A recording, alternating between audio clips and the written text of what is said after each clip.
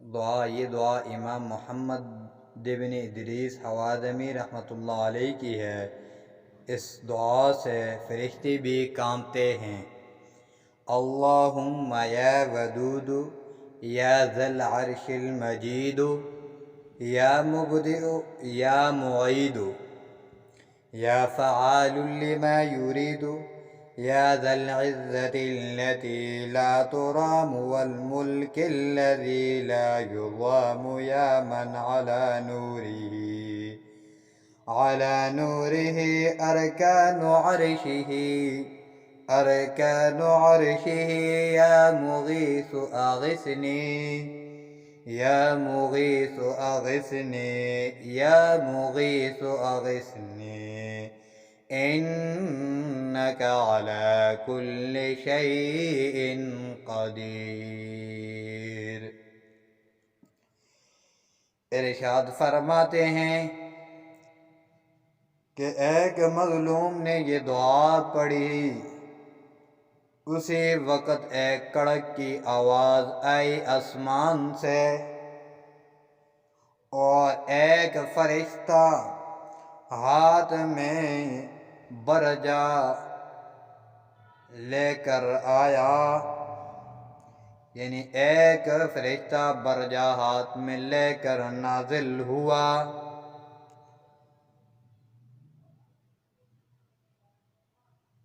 اس قذاق کو جو اس مظلوم کو قتل کر رہا تھا، یعنی اس آدمی کو جو اس مظلوم کو قتل کر رہا تھا، اس کو قتل کر دیا، اور کہا کہ اے زید، یعنی جو مظلوم تھا اس سے کہا اے زید، جب تو نے پہلی مرتبہ اللہ سے دعا کی، یعنی جب تو نے پہلی مرتبہ اللہ سے دعا کی تو میں نے 7ویں آسمان پر تھا، یعنی میں 7ویں آسمان پر تھا۔ جبرائیل علیہ السلام نے آواز دی کہ اس مظلوم کی مدد کون کرے گا؟ کون اس مظلوم کی مدد کرے گا؟ کون جانتا ہے؟ میں نے کہا میں جانتا ہوں۔ پھر جب تو نے دعا کی تو میں آسمان دنیا پر تھا۔ پھر جب تو نے دعا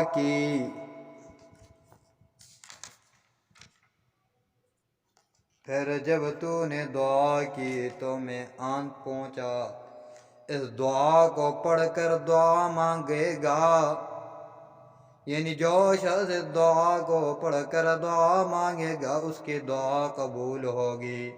پھر جب زید حضور نبی کریم صلی اللہ علیہ وسلم کی خدمت میں حاضر ہوئے اور آپ سے واقعہ بیان کیا تو آپ نے فرمایا کہ اللہ تعالیٰ نے تجھ کو اپنا اسم عظیم تلقین کیا، جس کے ساتھ جو دعا مانگی جاتی ہے قبول ہوتی ہے۔ یعنی مظلوم کی دعا اتنے زیادہ اللہ سنتے ہیں کہ جیسے مظلوم کہ یعنی اپنے اللہ کو پکارے تو اللہ تبارک و تعالی مظلوم کی دعا کو سنتے ہیں، اور مظلوم کی دعا کبھی رد نہیں ہوتی۔ مظلوم کی دعا کبھی رد نہیں ہوتی، اور یہ قرآن میں بھی آیاتیں آئی ہوئی ہیں اس کے بارے میں کہ مظلوم کی دعا ضرور قبول ہوتی ہے، اور حدیث میں بھی کئی حدیث میں بھی یہ بات آئی ہے کہ مظلوم کی دعا کبھی رد نہیں ہوتی اور یہ قبول ضرور ہوتی ہے۔ تو اللہ تعالیٰ سے دعا ہے کہ اللہ تعالیٰ ہم سب کو مظلوم کی دعا سے بچنے کی توفیق عطا فرمائے۔